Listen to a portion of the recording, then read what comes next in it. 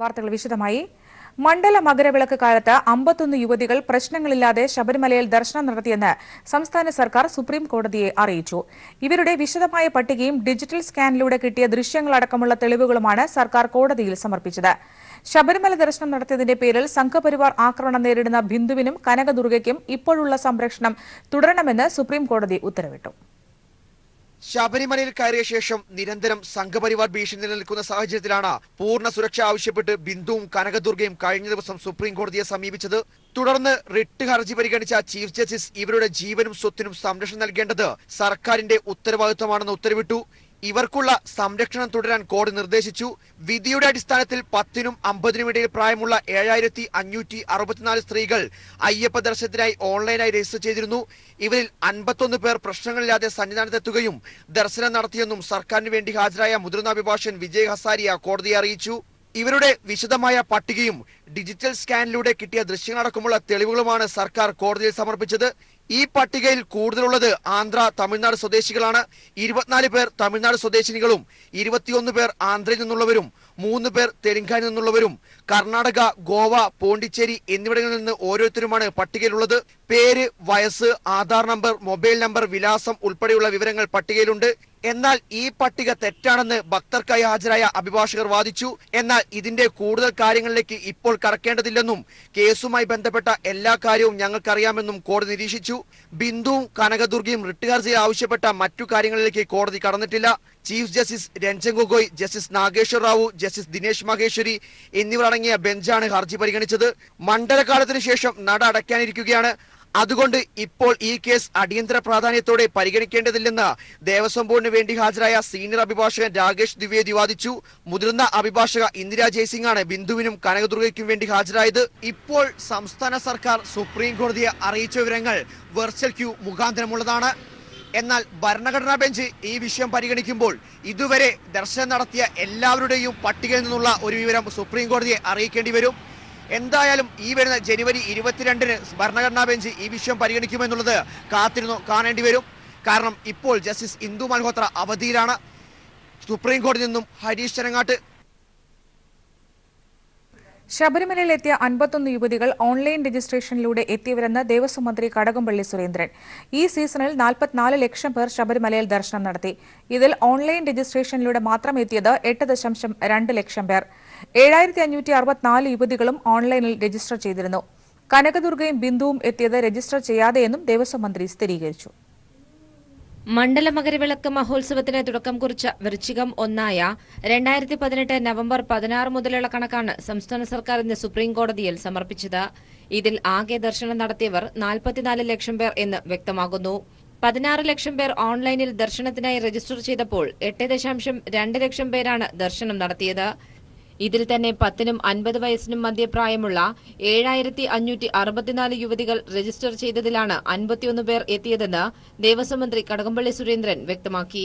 51 പേര് ഓൺലൈൻ സംവിധാനം ഉപയോഗിച്ച് കടന്നുപോയതായിട്ട് മനസ്സിലാക്കുന്നത്. അതാണ് ഗവൺമെന്റ് സുപ്രീം കോടതിയിൽ സമർപ്പിച്ചതായിട്ടുള്ള അഫിഡവിറ്റിനകത്ത് ചൂണ്ടിക്കാണിച്ചിട്ടുള്ളത്. പറ്റില്ല, അതുവഴി കടന്നുപോയതായിട്ട് രേഖകൾ കാട്ടുന്നത് ഇതാണ്. ഇതേ നമ്മുടെ കൈവശമുള്ള രേഖകൾ. നമുക്ക് അവിടെ അല്ലാതെ അവിടെ വരുന്ന അയ്യപ്പസ്വാമിമാരുടെ പ്രായമന്വേഷിക്കലൊന്നും നമ്മുടെ ഒരു കൺസേൺ അല്ലാത്തത് കൊണ്ട് തന്നെ അത് ഉണ്ടായിട്ടില്ല. യുവതികളെ തിരിച്ചറിഞ്ഞത് രജിസ്ട്രേഷൻ സമയത്ത് നൽകുന്ന ആധാർ രേഖയിലൂടെയാണ്. രജിസ്ട്രേഷൻ സ്ലിപ്പ് പമ്പയിൽ സ്റ്റാമ്പ് ചെയ്തപ്പോഴാണ് ദർശനത്തിനെത്തിയ യുവതികളുടെ എണ്ണവും തിട്ടപ്പെടുത്തിയത്. ഓൺലൈനിന് പുറമെ എത്തിയവർ വേറെയുണ്ടെന്നും മന്ത്രി പ്രതികരിച്ചു. പോലീസ് പ്രൊട്ടക്ഷൻ ചോദിച്ചിട്ടുള്ള ആളുകൾക്ക് പോലീസ് പ്രൊട്ടക്ഷൻ കൊടുക്കാനുള്ള ഉത്തരവാദിത്വമുള്ളതുകൊണ്ട് കൊടുത്തിട്ടുണ്ടെന്നുള്ളത് മാത്രമേ ഉള്ളൂ.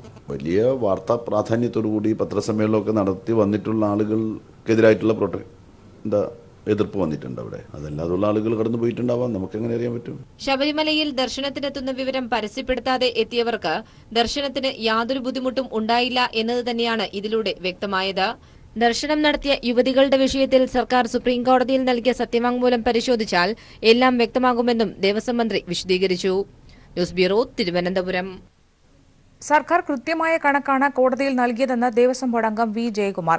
കൃത്യമായ മിഷനറി വെച്ചാണ് സർക്കാർ കണക്കെടുത്തത്. തന്ത്രി ആചാരലംഘനമോ കോടതി അലക്ഷ്യമോ നടത്തിയെങ്കിൽ ബോർഡ് നടപടിയെടുക്കും.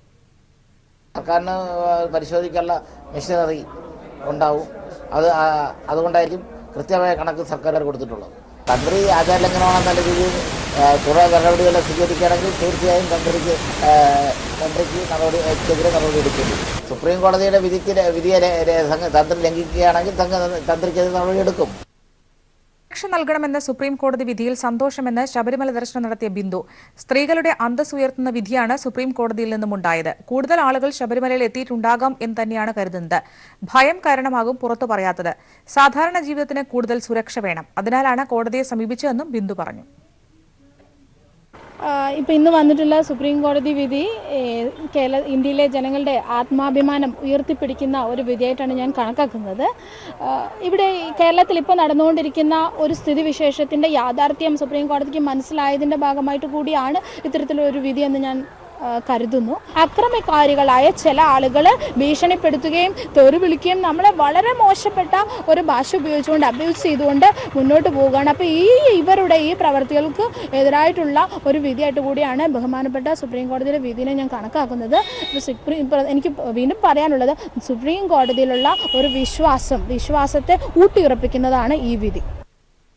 51 യുവതികൾ ഓൺലൈൻ രജിസ്ട്രേഷനിലൂടെ ശബരിമലയിൽ എത്തിയതിൽ കൃത്രിമമില്ലെന്ന് വിലയിരുത്തൽ. സർക്കാർ സുപ്രീം കോടതിയിൽ സമർപ്പിച്ച പട്ടികയിൽ കേരളത്തിൽ നിന്നുള്ളവർ ഇല്ല എന്നുള്ളത് ഇത് വ്യക്തമാക്കുന്നു. ഓരോ യുവതിയും ഓൺലൈൻ മുഖേനയാണ് അവരുടെ ആധാർ വിവരങ്ങൾ രേഖപ്പെടുത്തിയിട്ടുള്ളത്. ഇതിൽ സംസ്ഥാന സർക്കാരിന്റെ ഭാഗത്തു നിന്നും ഇടപെടൽ നടത്താനാകില്ല എന്നതും ഇതിലൂടെ വ്യക്തമാകുന്നു. ശബരിമലയിൽ ദർശനത്തിനെത്താനുള്ള എളുപ്പമാർഗമാണ് ഭക്തർക്ക് ഓൺലൈൻ രജിസ്ട്രേഷൻ. ഇതുപയോഗിച്ച് തന്നെയാണ് 7564 യുവതികൾ ഈ മണ്ഡലകാലത്ത് രജിസ്റ്റർ ചെയ്തതും. ഇതിൽ ദർശനത്തിനെത്തിയ 51 യുവതികളിൽ ഭൂരിഭാഗം പേരും സ്വന്തം നിലയ്ക്കാണ് രജിസ്റ്റർ ചെയ്തിട്ടുള്ളത്. മറ്റു ചിലരാകട്ടെ ഓൺലൈൻ സംവിധാനത്തിലെ പരിചയക്കുറവ് മൂലം മറ്റ് ഇന്റർനെറ്റ് കഫേകൾ മുഖേനയാണ് രജിസ്റ്റർ ചെയ്തത്.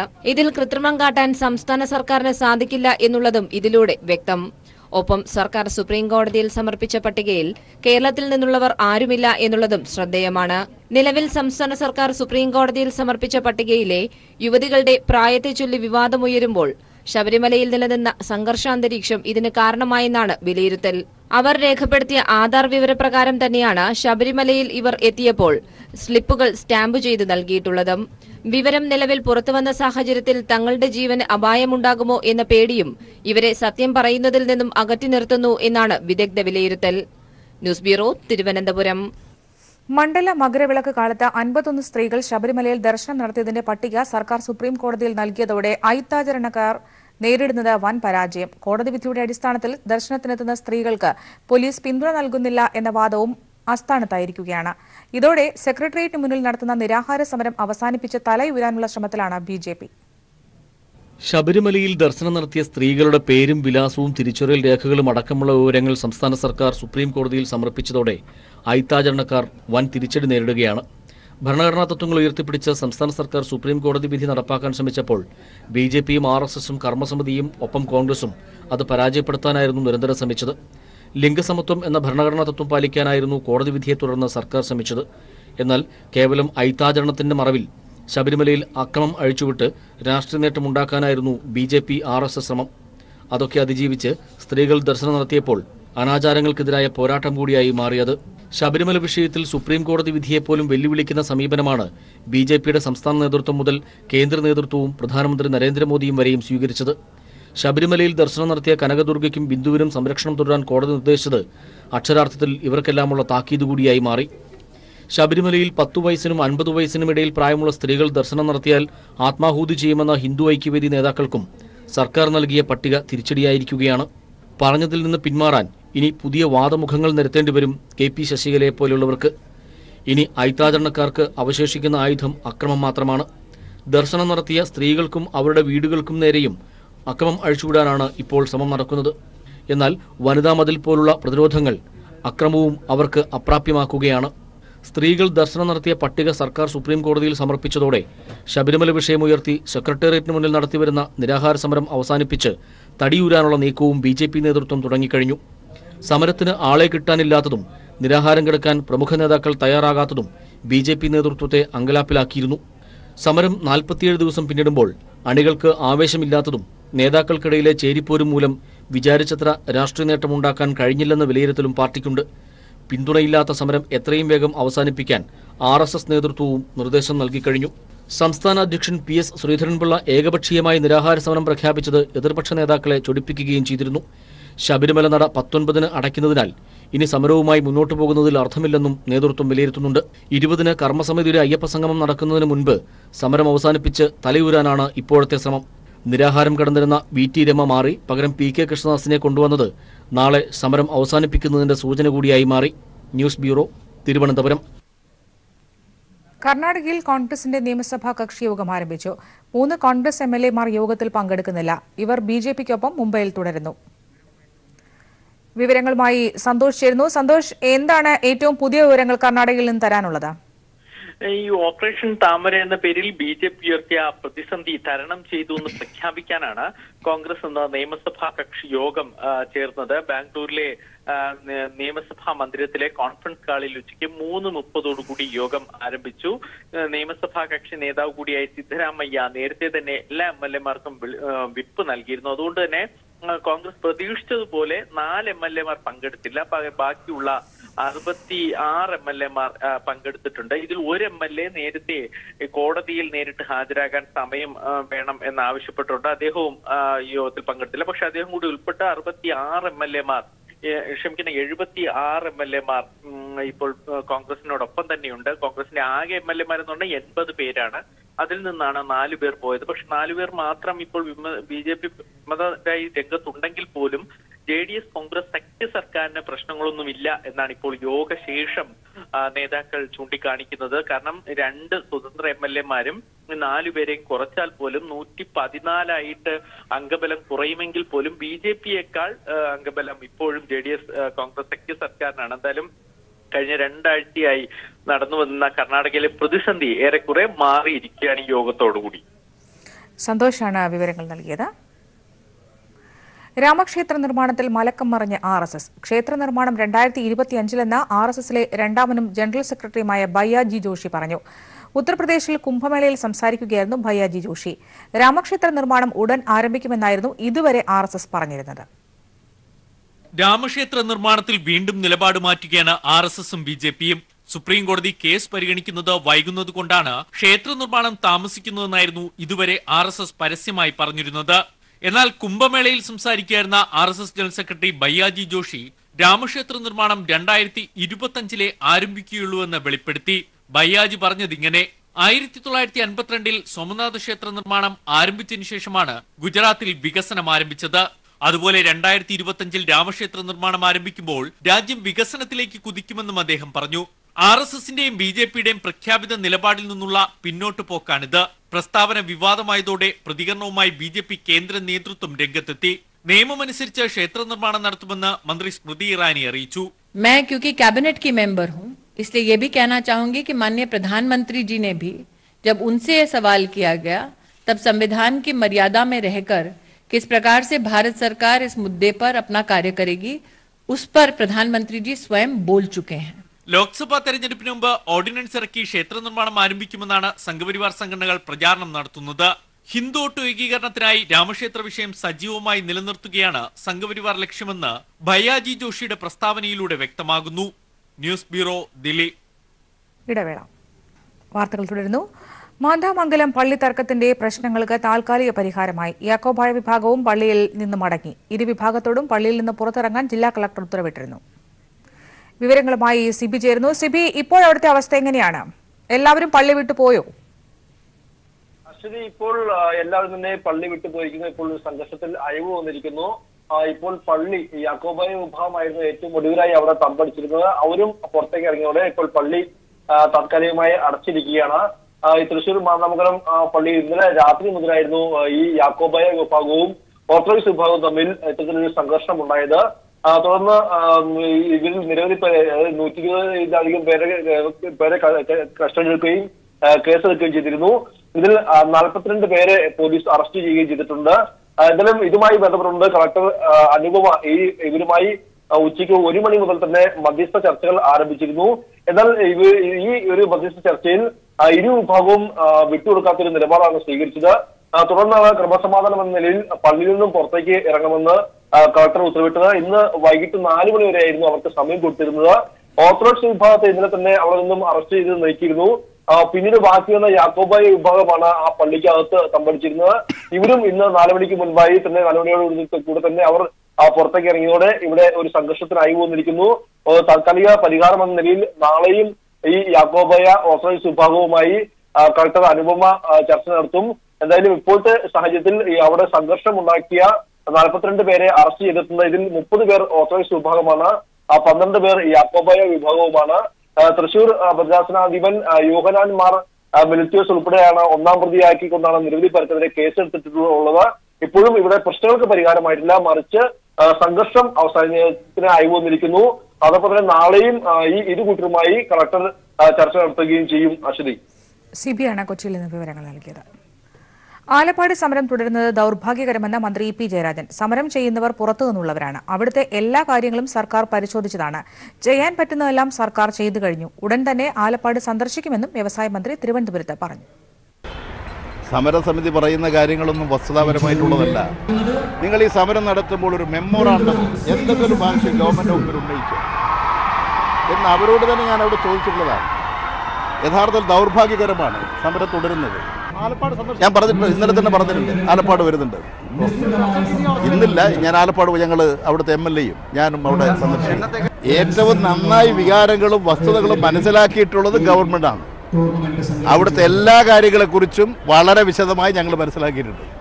ഞാൻ പറയുന്നത് ഒരു ഗവൺമെൻറ് പക്ഷമായിട്ട് വരണ്ട, എല്ലാവരും കൂടി ചെന്ന് പോയി പരിശോധിച്ച് ഇതിനെക്കുറിച്ചൊരു നിജസ്ഥിതി മനസ്സിലാക്കുമ്പോൾ എല്ലാ കാര്യങ്ങളും നിങ്ങൾക്ക് മനസ്സിലാകും. അപ്പോൾ ഗവൺമെൻറ്റിൻ്റെ നിലപാടാണ് ശരിയെന്ന് കൂടുതൽ ബോധ്യപ്പെടും. നമുക്ക് ആരൊക്കെയാണ്, എന്തൊക്കെയാണ്, ആരുടെയൊക്കെ താല്പര്യങ്ങളാണ്, എന്തൊക്കെയാണ് താല്പര്യങ്ങൾ, എന്താണ് അതിൻ്റെ അടിസ്ഥാന കാര്യങ്ങൾ എന്നൊക്കെ നമുക്ക് വിശദമായി പരിശോധിക്കാം. ആലപ്പാട് സമരത്തിൽ ജനങ്ങളുടെ വികാരം സർക്കാരിന് മനസ്സിലാക്കാനായില്ലെന്ന് പ്രതിപക്ഷ നേതാവ് രമേശ് ചെന്നിത്തല. ഇത് തികച്ചും ദൌർഭാഗ്യകരമെന്നും മുഖ്യമന്ത്രി ഇടപെട്ട പ്രശ്നം പരിഹരിക്കണമെന്നും ഇതിൽ രാഷ്ട്രീയം കലർത്താൻ ഉദ്ദേശിക്കുന്നില്ല എന്നും പ്രതിപക്ഷ നേതാവ് പത്തനംതിട്ടയിൽ പറഞ്ഞു. ആലപ്പാട് സമരം ചെയ്യുന്ന സാധാരണക്കാരായ ജനങ്ങളുടെ വികാരം ഉൾക്കൊള്ളാൻ സർക്കാരിന് കഴിഞ്ഞില്ല. അത് വളരെ ദൗർഭാഗ്യകരമായ ഒരു കാര്യമാണ്.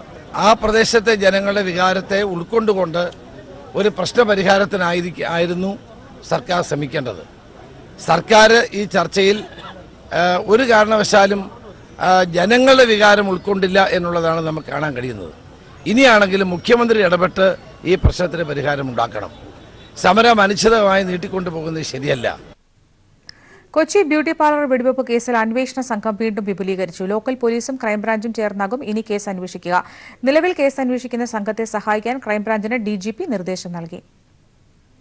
ബ്യൂട്ടി പാർലർ വെടിവെപ്പ് കേസ് അന്വേഷണം അധോലോക നായകൻ രവി പൂജാരിയെ കേന്ദ്രീകരിച്ച് തന്നെയാണെന്ന് പോലീസ് വ്യക്തമാക്കിയിരുന്നു. അതിനാൽ ഇയാളുടെ വിദേശബന്ധം ഉൾപ്പെടെയുള്ളവ അന്വേഷണ പരിധിയിൽ വരും. ഈ സാഹചര്യത്തിലാണ് നിലവിലെ അന്വേഷണ സംഘത്തെ നിലനിർത്തിക്കൊണ്ട് സംഘം വിപുലീകരിക്കാൻ DGP തീരുമാനിച്ചത്. അന്വേഷണ സംഘത്തെ സഹായിക്കാൻ ക്രൈംബ്രാഞ്ചിന് DGP നിർദ്ദേശം നൽകുകയായിരുന്നു. കേസുമായി ബന്ധപ്പെട്ട രാജ്യത്തിനകത്തെ അന്വേഷണം ലോക്കൽ പോലീസും വിദേശ അന്വേഷണം ക്രൈംബ്രാഞ്ചും നിർവഹിക്കും. രവി പൂജാരിയിൽ നിന്ന് മാത്രമാണ് തനിക്ക് ഭീഷണിയുണ്ടായതെന്ന് ബ്യൂട്ടി പാർലർ ഉടമ ലീന മരിയ പോൾ പോലീസിന് മൊഴി നൽകിയിരുന്നു. ഒപ്പം പൂജാരിയുടെ ഫോൺ കോൾ റെക്കോർഡും ലീന പോലീസിന് കൈമാറിയിരുന്നു. ഇത് പൂജാരിയുടെ ശബ്ദം തന്നെയെന്ന് പോലീസ് ഉറപ്പിക്കുകയും ചെയ്തിട്ടുണ്ട്. ബ്യൂട്ടി പാർലറിന് നേരെ വെടിവെച്ച ബൈക്കിലെത്തിയ 2-അംഗ സംഘം രവി പൂജാരിയുടെ കേരളത്തിലെ സഹായികളാണെന്നും പോലീസ് സംശയിക്കുന്നുണ്ട്. അതിനാൽ അന്വേഷണം രവി പൂജാരിയെ കേന്ദ്രീകരിച്ചാണ് പുരോഗമിക്കുന്നത്.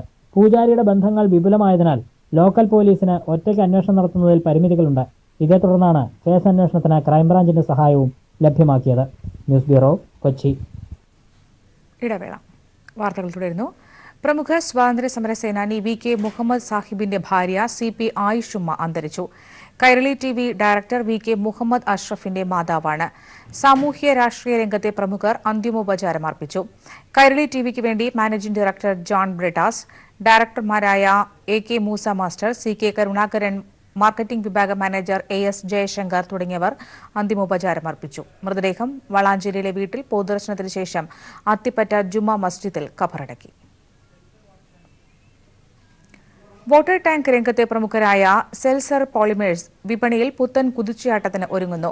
ഏഷ്യയിലെ തന്നെ ആദ്യത്തെ സമാനതകളില്ലാത്ത ദൃഢമായ ബ്ലോ മോഡ് HM, HDPE സെൽസർ റെനോ സെപ്റ്റിക് ടാങ്കുകൾ വിപണിയിൽ എത്തിക്കുകയാണ് ലക്ഷ്യമെന്ന് സെൽസർ ഗ്രൂപ്പ് പ്രതിനിധികൾ വാർത്താസമ്മേളനത്തിൽ അറിയിച്ചു. ബാഹ്യ സമ്മർദ്ദങ്ങളെ ഫലപ്രദമായി ചേർക്കാൻ ശേഷിയുള്ളതാണ് സെൽസർ ടാങ്കുകളെന്ന് സെൽസർ ഗ്രൂപ്പ് അവകാശപ്പെട്ടു. ഗൃഹോപകരണ രംഗത്തെ പ്രമുഖ ബ്രാൻഡായ നെസ്ട്രോൺ ഫ്രെയിംലെസ് ഗ്യാസ് സ്റ്റൌ പുറത്തിറക്കി. കോഴിക്കോട് നടന്ന ചടങ്ങിലാണ് മോഡൽ ന്യൂക്ലിയ എന്ന പേരിൽ ഫോർഡ് ബർണറോട് കൂടിയ ഗ്യാസ് സ്റ്റൌ ലോഞ്ച് ചെയ്തത്. 5 വർഷത്തെ വാറണ്ടിയും ടഫൻ മിറർ ഫിനിഷ്ഡ് ഗ്ലാസ് ടോപ്പുമാണ് ഇതിന്റെ പ്രത്യേകത. ജർമ്മൻ സാങ്കേതിക വിദ്യയിൽ വികസിപ്പിച്ചെടുത്ത ബർണറുകളും പൈപ്പുകളും ഗ്യാസ് ലാഭിക്കാൻ സഹായിക്കുമെന്ന് നെസ്ട്രോൺ MD അബ്ദുൽ കരീം പറഞ്ഞു. ചടങ്ങിൽ വാണിജ്യരംഗത്തെ പ്രമുഖ ഡിസ്ട്രിബ്യൂട്ടർമാരും ഡീലർമാരും പങ്കെടുത്തു.